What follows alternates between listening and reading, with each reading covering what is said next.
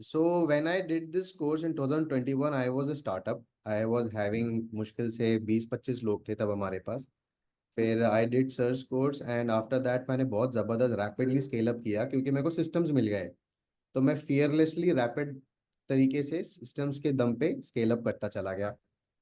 लेकिन सब कुछ बहुत स्मूथ था. सारे एफएमएस लग गए, चेकलिस्ट लग गए. I was working out of my office for a good amount of time. 2-2 3-3 महीने तक मैं फैक्ट्री नहीं आता था. ठीक है.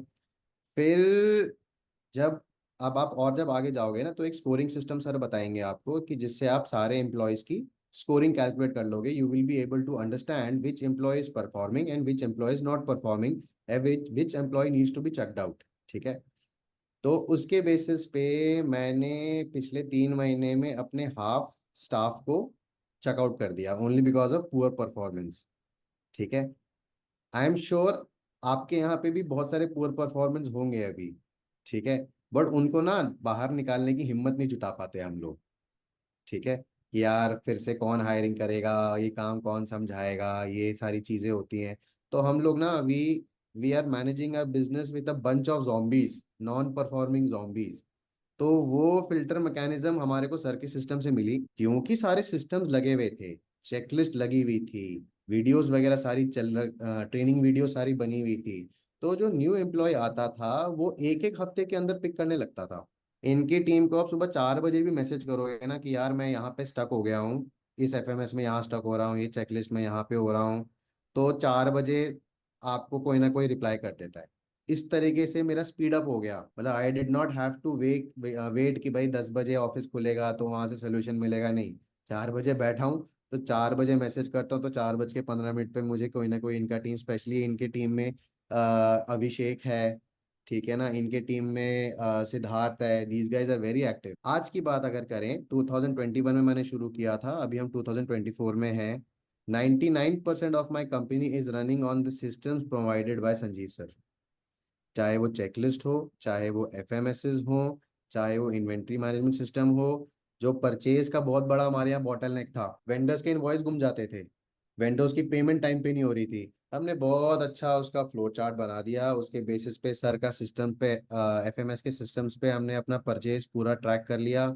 और एवरीथिंग इज सो स्मूथ. मैं क्या बताऊं, मतलब जैसे कि पीओ जो है हम वेंडर को अब फिजिकली मेल करते ही नहीं, इनके सिस्टम में ही पीओ अपलोड करते हैं, वहीं से सीधा वेंडर को व्हाट्सएप और ईमेल चला जाता है. पहले क्या होता था, पीओ मैंने साइन कर दिया, 2-2 दिन तक वेंडर के पास जा ही नहीं रहा. अब no hanky panky stuff, FMS पे अपलोड करो.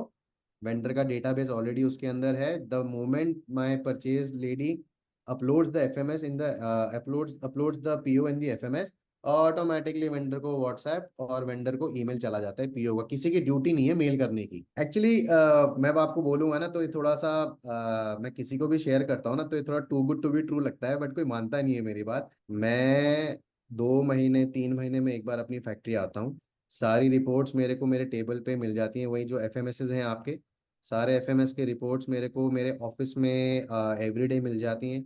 आई नो कि कौन सा मटेरियल लेट आ रहा है, कौन सा मटेरियल लेट जा रहा है. मेरे को फैक्ट्री जाने की जरूरत ही नहीं है अब, क्योंकि सारी अकाउंटेबिलिटी है. Everybody knows what work is to be done today, what work was to be done yesterday and what work is to be done tomorrow. तो मेरे को रोज रोज रोज रोज चिक चिक चिक चिक करने की जरूरत ही नहीं होती. पहले क्या होता था, इंपॉर्टेंट काम था वो नहीं होता था, जो लेस इंपॉर्टेंट काम है उसके ऊपर पूरी टीम लगी रहती थी. फिर क्यों आपको भाई? इंटरवीन करना पड़ता है कि अरे भाई ये छोड़ो, पहले ये करो. तो आज मैं फैक्ट्री आया हूँ फॉर अ चेंज, एकदम स्मूथ है वर्किंग. ऐसी कोई आपस में बात नहीं हो रही, कुछ नहीं हो रहा. माल आ रहा है, माल जा रहा है. कई बार क्या होता था कि हम कस्टमर को कोरियर कर देते थे, डिस्पैच कर देते थे, कस्टमर को मटेरियल मिलता ही नहीं था. कोरियर वाला लेके घूम रहा है 5-5 दिन तक. फिर कस्टमर का फोन आता था कि सर मेरा माल नहीं मिला, ये नहीं मिला. ये भी हमने उसको ट्रैक कर लिया. अकाउंट्स वाली टीम के पास कस्टमर चेक भेज देता था, चेक जमा नहीं होते थे क्योंकि बहुत आते थे चेक.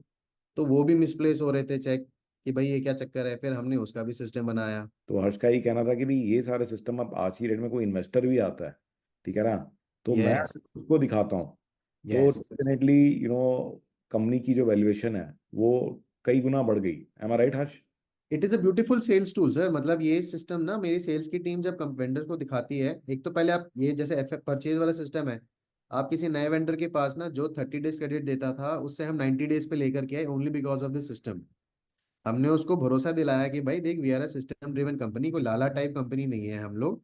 हमने ईआरपी, अब उसको नहीं बताते ना क्या है क्या नहीं, एफएमएस वेफएमएस वेंडरों को मतलब नहीं होता सुनने में।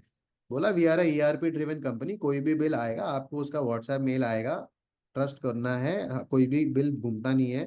तो लोगों को ट्रस्ट आने लग गया जब सिस्टम से व्हाट्सएप पे उनको पीओ जाने लग गया, व्हाट्सएप पे उनको इनवॉइस रिसीव होने लग गई कि भाई रिसीविंग भी मिल गई हाथ के हाथ। यार रिसीविंग के लिए बंदा पूरा पूरा दिन बैठा रहता था पहले हमारे यहाँ वेंडर का। अब हाथ के हाथ व्हाट्सएप पे ईमेल पे आ रहा है, तो ट्रस्ट बिल्डिंग एक्टिविटी हो जाती है। और बाकी जो प्रोडक्शन वाले जो एफएमएस हैं, वो हमारी सेल्स की टीम दिखा करके ऑर्डर्स भी बहुत जगह लेकर के आती है। और हर्ष, आप क्या बताना चाहोगे अपने एक्सपीरियंस से कि किस तरीके से सबको चलना चाहिए ताकि इनको ये बेनिफिट जो आपको मिला है वही सेम बेनिफिट सबको मिल बस पाए? ओवरवेल्ड मत फील करना, ठीक है ना, जस्ट ट्रस्ट सर। ट्रस्ट की टीम, सर की टीम पे ट्रस्ट करो। और जितना हो सकता है इनकी टीम के साथ आपको टाइम स्पेंड करना होगा, तभी इम्प्लीमेंटेशन होगी। वरना it is going to be a tough game. आप समझ रहे हो? मतलब ये आने वाले 2 साल के लिए आपका वन थिंग के अंदर एक थिंग होना चाहिए। It should be one of your important things.